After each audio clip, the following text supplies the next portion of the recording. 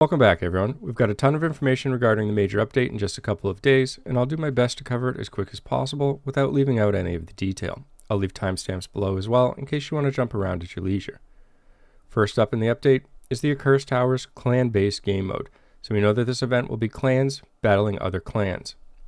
There's a description here as well, but essentially clans will compete to claim ownership of towers, thereby providing powerful bonuses to all clan members and the opportunity to acquire new cursed items. We'll talk more in detail about cursed items later, but an important note here, players must be in a clan to participate in the Accursed Towers. Now, not only do you need to be in a clan, but obviously there's a significant advantage to players who are in a full clan or a larger clan as opposed to a solo clan, and I believe that this event is kind of catered around the fact of wanting players or moving players into being back into full-size clans, which I think is a positive change for the game. The description below is only a bird's eye view of the game mode. We plan to provide additional details in game after the maintenance period. So they're telling you that this is not all the information, and we'll get more information as it comes out. However, the information that we are getting is telling us that you can control up to 2 towers per season. Each season is going to be 8 weeks. The ownership of the towers will reset after that. That means there's just going to be kind of a seasonal or a cyclical reset. At the start of a season, players will see many towers on the map to select from, all of which will be unclaimed. During the first week of a season, and this will vary the very first time because it will be a partial week, your clan's leaders can select a tower through the Accursed Towers menu and attempt to claim it for your clan, plunging your clan into a PvE match against Hell's minions for control of the tower by purifying it. Only 1 tower can be claimed per clan during the first week.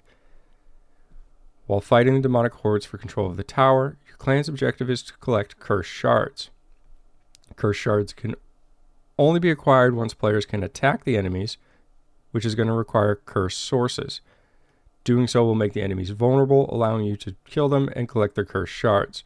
When the timer runs out, the top 10 clan members with the highest cursed shard amounts will have them added to your team's total. So the way this reads is that you'll be able to have more than 10 members of your clan participate in this at any time, meaning everybody can participate and just the 10 highest scores will be chosen. A clan can choose to do as many runs to collect cursed shards at the same tower as they desire, but only the highest team total will be retained. So your clan can do this over and over and over, whether you do it for fun or you just want to get a better score, etc. If your clan has collected the most cursed shards among all clans vying for that specific tower by Saturday 7 p.m. server time, then your clan will claim the tower. So get as many members of your clan in there. Only the top 10 scores will attribute for the team's total, and whichever clan has the highest team total will gain control of that tower that they were competing for. And again, only 1 tower can be claimed per clan in the first week. Claiming a tower is cause for celebration, but now your clan must defend it. Hell's minions will attempt to retake their stolen home. Once your corruption meter reaches a certain amount, demonic incursions will follow. Members of your clan must come to defend your tower promptly, or else it will be lost and can be reclaimed by another clan. So it sounds like we're going to need to keep an eye on this corruption meter because it could potentially become attacked at any point. And we'll probably have an indication of how long it takes to fill that timer as a few days go on, but it may be a varying time each week. It doesn't seem to have a set time at which that corruption meter will fill, and then you'll all need to go defend. You'll kind of have to plan and get as many members online to defend it as possible. There's also some preview here of what you will gain for occupying certain towers, and this happens to be the Tower of Wisdom, but in this case it looks like you're getting some additional chests, some experience, and perhaps some gold. And here's that corruption meter. It's at 72%. So clan leaders will most likely want to track this percentage and see how it increases on a daily basis. There's a way to ward off Hell's mindless marauders, though, by powering up your tower. Within the Accursed Towers menu, your clan leader can choose to power up your tower. Doing so will not only end the attacks on it from demons, but increase the bonuses provided by your tower and periodic rewards provided by the rewards chest inside of it. Beware, as powering up your tower does come at a cost. Other clans will be able to challenge your clan to a PvP match for control of the tower. So here's the first snippet of how this is a PvP event. So claiming the towers is PvE, And upgrading your towers is PvP. So if you want bigger and better benefits from the towers, you'll have to open it up for a PvP contest. Contesting a tower through PvP. The rewards from towers sound desirable? Right. The other clans in your server will certainly think so. Starting the second week of a season, clans can have a second tower under their control. Clans will be able to attempt to challenge the tower for ownership from another clan through an all-out PvP match. Should your clan prevail, they'll not only leave with bragging rights and a new tower to receive periodic rewards from, but also a bevy of rewards from participating in the PvP match, which can include, again, these new cursed items. Now, there isn't much talk about the PvP match itself, but we do get a preview of the minimap. And this is a map that's identical on either side, meaning there's no advantage from being on attack or defense. And there's an objective at each end where you spawn, and 3 in the middle.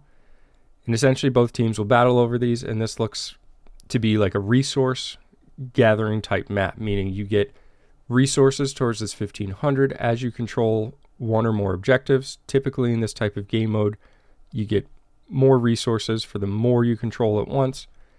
In the example here, we see 4 versus 1, and obviously a resource lead here. When you reach those 1500 resources, you'll win the game. If anybody is familiar with other Blizzard games, World of Warcraft has Arathi Basin, which most likely plays very similar to this map. Because the first season of Accursed Towers begins midweek, the schedule for the first week will differ from subsequent seasons. Makes sense because we don't have as many days. And there's a list of what's going to happen, and you can read through and check these dates and plan for your clan accordingly. So now we get into cursed items. Cursed items are a new type of legendary item, meaning they'll go to your primary gear, like helm, shoulders, chest, etc. And cursed items come with both a positive and negative property. Here's an example. Your summoning skills have a chance to release a demonic roar, dealing damage to nearby enemies. So there's the positive aspect. You're going to deal additional damage when you use a summon skill. The negative for this piece is increases cooldown of dash skills. So you need to decide whether or not the trade-offs are worth it for your character. I actually think that these items are incredible. I really like the concept of this. Couldn't be happier that this is going in. It's just really going to add a dynamic to the game, and is going to make players of the same class with the same build potentially still have variances among them that create kind of better or worse output. And I really like this. I think this is going to be very interesting, and I'm extremely excited for this from a min-max perspective. So going to be interesting to see all of these positives and negatives as they come out, and hopefully things are fairly well balanced, or they get tweaked if they aren't. They do give another example here as well. The Dread Reaver Dungeon. It's a brand new dungeon experience unlocked after reaching Hell 5 and completing the quest Trail of Terror. Essentially, you do this dungeon on the ship, and I saw a video from both DM and Echo Gaming, and they've got some gameplay footage of this, so if you want to check that out, feel free to go to their channels, and you can see some actual footage of the dungeon, and it looks pretty cool. I think that the last dungeon, Silent Monastery, was nice as well. Good change from kind of the traditional dungeons we had, so I'm excited to go through this and experience that one as well.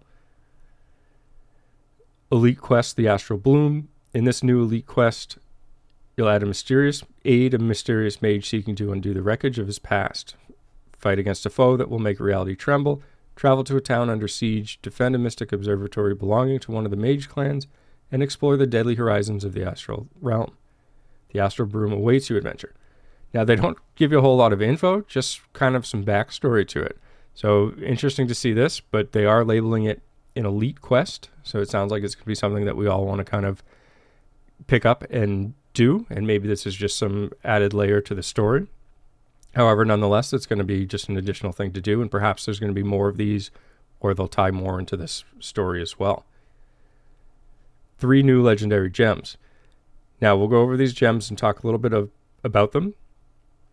And just to be upfront, I think that these are the strongest set of 3 legendary gems that have been added to the game so far.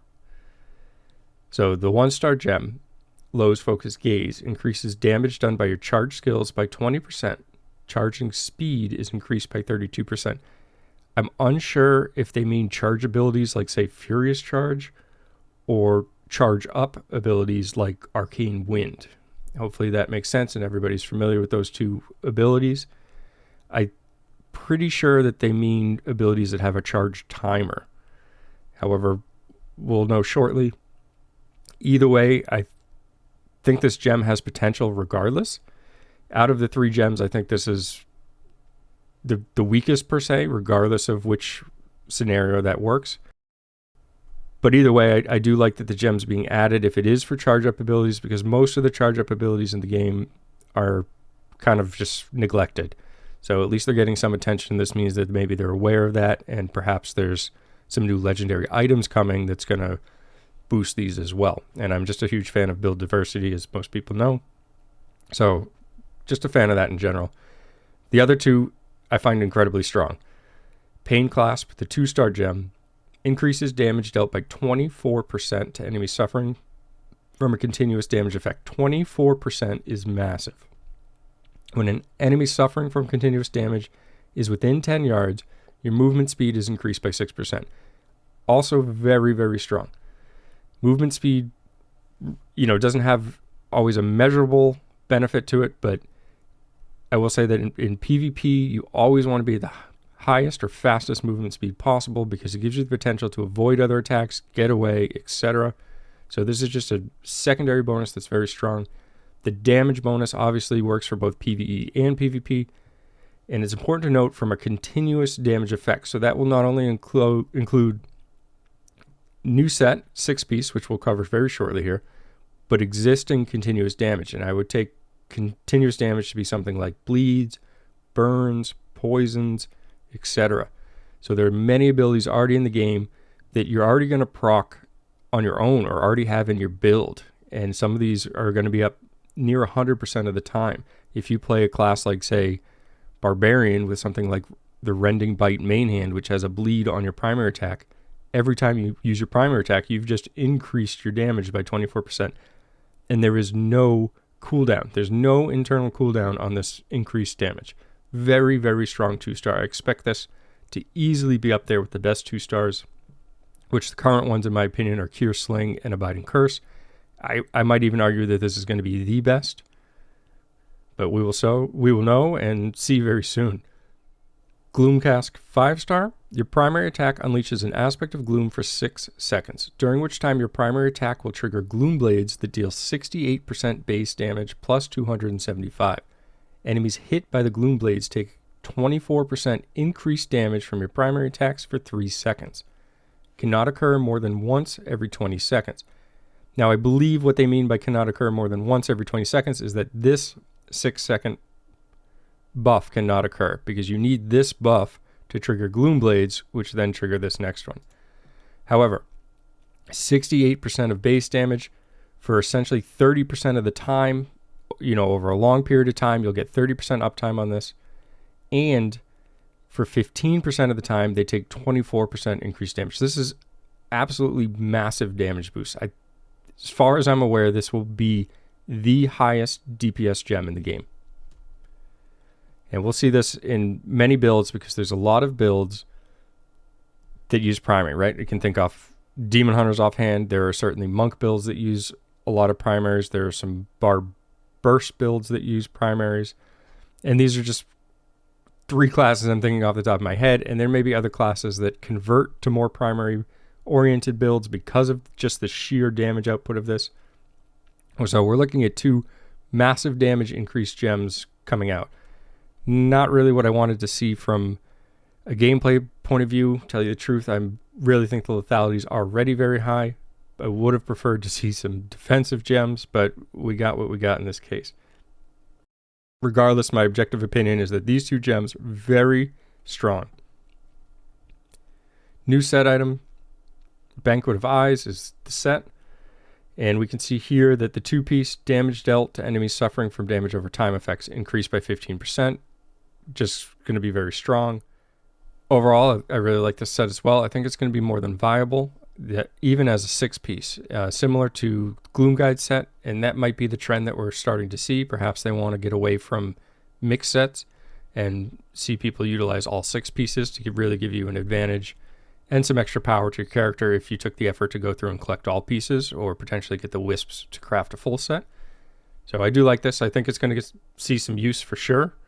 Off the top of my head, I think that Necromancer will benefit from this set a pretty large amount. So we'll see what people think as time goes on. And here's the locations, and you'll see that the rings go to Dread Reavers, and then 4 other pieces are split up. What I don't know here is whether the other sets are being rearranged as well. That's unclear to me. Or if the other sets are staying where they are, and now there's just 2 belts that can drop from, say, Forgotten Tower. Unsure, but we will know in a couple of days. Ashes of Antiquity, limited time event. And this is just going to be another log in, do some daily tasks, or some, tasks that are in addition to your dailies, but they'll be kind of things that you can complete fairly quickly. And after completing 3, 6, and 11 tasks, you'll kind of get some bigger rewards as well. The Recall a Friend limited time event, and I believe this is different than Recruit a Friend. So this is recalling friends to come back to the game. And one thing I guess I don't understand is why they didn't just put them together. Why does it matter if we recall or recruit? But either way, this is recalling. Send an invite using the in-game invitation system, so forth, get some more rewards. And we've seen this a few times. I think most people are familiar. Essentially bring players to the game and get some reward for it. Activity rewards increase, and I won't go through and read what you get for all of them, but I will mention that the activity rewards have been increased for Rite of Exile, Raid the Vault, Shadow War, Defending the Vault, Immortal Age of Advancement chests, Heavy Ornate chests, and main quest rewards. You'll also receive rare quests as you complete exploration achievements, and there's a developer's note as why they wanted to buff these, but overall I think this is just all benefit. There's really no negative to this. I think the extra rewards will be welcomed by pretty much the vast majority of players. Battleground and Rite of Exile balance. They're just changing the defense win condition from 55 to 65. I don't think this is enough, but what I do find very interesting here is that it's applying to both. And I think the fact that we're seeing it applies to both really makes me believe that the code is intertwined for both the Battleground and the Rite of Exile. I think they cannot change the code of one without altering the other, or other significant changes. So this kind of gives me some unwritten explanation that I think I was looking for, at least personally. I think this is why they're so timid to make changes to this Battleground that people have been asking for, is because I think it just affects far more than what we're aware of. Shadow War time change. This I find very interesting. Shadow War will now begin at 7:30 p.m. server time on Thursdays for the preliminary round, and 7:30 p.m. server on Saturdays for the final and third place rounds. The countdown for the Shadow War's beginning will start at 7:10, and you'll still have that 20-minute window to get in, gather, organize. The note is basically saying that with the addition of the Accursed Towers, which will run after this, they just wanted to kind of have things align and have people able to participate in them. What I don't know is this Shadow Wars for all the wars, whereas they used to be staggered and you could choose a time to sign up. It reads like everybody is going to have the Shadow War at the same time. Just interesting, I guess, because there are some clans that certainly prefer it other times. Rare crests, up to 10 rare crests may be used with each Elder Rift run. Nothing but positive there. People have been asking for this for a long time. It just help you burn through those crests sooner. You'll get all the same rewards. You'll just be able to get through them with less of your own time spent. Some Hero's Journey, Chapter 5 and 6. And you can go through and see the rewards. The Hilts Vendor has increased their inventory. There's 2 transactions which may be performed up to 15 times a week. You can get some additional scrap and some dust. Activity calendar and schedule changes. These are just some quality of life changes that you can go through and read if you're using that feature. Navigation menu also receives some quality of life changes, and one of them is the addition of a clan tab, mainly because they have the new Accursed Tower game mode and clan related features that were previously found in the faction tab have just been relocated. 20 new bestiary entries, and now we have a clan and cycle of strife. Finding, joining, and recruiting for a clan will now be more accessible than ever. Clans will become more critical in the continual struggle to control towers around Sanctuary, We want to arm both players and clan leaders with more means to find like-minded individuals. As such, they've made some improvements. Players search for available clans to join. They'll be sorted from highest to lowest on the list according to the current number of online players. So essentially, you're just sorting by activity. Players without a clan will receive more guidance on joining a clan and more easily see suggestions for clans containing a high number of active players. Players currently in a clan can now apply to a new clan without leaving their current one. If accepted to the new clan, they will automatically leave the old one and join the new clan. Clan leaders will now have a member recruitment interface available under the clan tab, making it easier for them to find both players without a clan and in clans with low membership. Dark clan leaders can now directly invite adventurers. If an adventurer accepts, they will automatically become a shadow. The hide helmet cosmetic option is now available. You can hide your character's helmet for eligible cosmetic sets. So there are obviously some that are not eligible. Navigate to the cosmetics menu and click the hide helmet button on the bottom left corner of the cosmetic preview. And it is this icon right here. Some bug fixes as well. And I didn't go through and read the bug fixes myself, but I will before it goes live. As always, feel free to leave comments on any of this. Let me know what you like. I'm personally looking forward to the Towers event and also the Cursed legendary items. I think that these are going to be great changes for the game. I like that it's promoting players to be in a clan and not be solo for a 12% badge, as the benefits from the Tower event are most likely going to outweigh them. The Cursed legendary items, I think, just add an interesting dynamic to the game, and very much looking forward to it. As always, thanks for taking time to watch, and have a great day.